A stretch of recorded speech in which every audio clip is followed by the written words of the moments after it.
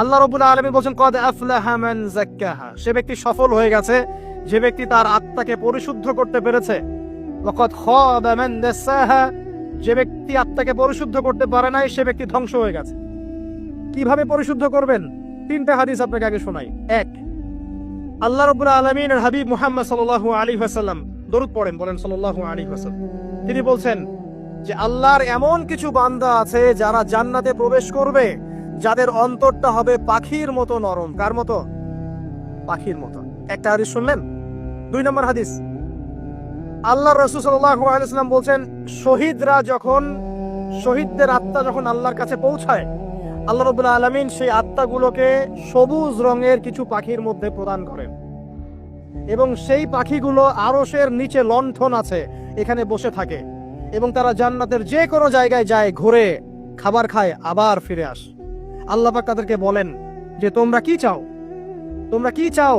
শহীদরা কিচ্ছু বলতে পারে না। কি চাইবো? আল্লাহ এত নিয়ামত দিয়েছেন, কি চাইবো?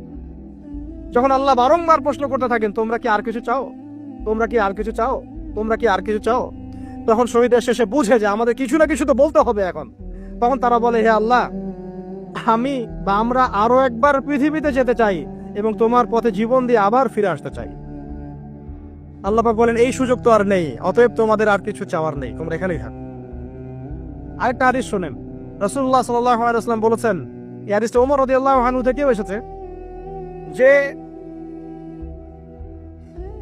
তোমরা যদি, হে মানব জাতি বা হে মুসলিমরা, তোমরা যদি আল্লাহর কুল করতে, ভরসা করার মতোই ভরসা করতে, আল্লাহ পাক তোমাদেরকে পাখিদেরকে যেমন করে রিজিক দেন তোমাদেরকে ঠিক সেইভাবে রিজিক দিতেন। তোমরা কি লক্ষ্য করো না যে পাখিরা খালি পেটে বের হয়ে যায় বাসা থেকে সকালবেলা এবং সন্ধ্যাবেলা ভরা পেটে বাসায় ঢোকে? আপনাকে যে 3টা হাদিস শোনালাম, এই 3টা হাদিসে একটা শব্দ হচ্ছে কমন। শব্দটা কি বলেন? পাখি। পাখি কি? পাখি। আল্লাহ রাব্বুল আলামিন পাখিদের কাছ থেকে আমাদেরকে শিখতে বলছেন এবং বলছেন যে পাখিদের মনটা হয় খুব নরম, খুব সফট এবং তারা আল্লাহর প্রতি তাওয়াক্কুল করে পূর্ণ মাত্রায়। তারা সকালবেলা ভোরবেলা বের হয়ে যায় এবং সন্ধ্যাবেলা বাসায় ফেরে, খালি পেটে বের হয়, ভরা পেটে বাসায় ফেরে। এবং আল্লাহ পাক সবচেয়ে সম্মানিত মওত যেটা শহীদের মওত, সেই শহীদদের আত্মাকে আল্লাহ পাক পাখির রূপ দিবেন। তাহলে পাখিটার বিষয়ে একটা ফোকাস করার দরকার আছে না? আচ্ছা, এখানে আসেন। পাখির মন হচ্ছে নরম, মানে পাখির মনটা তাসকিয়া, আত্মশুদ্ধিতে পরিপূর্ণ।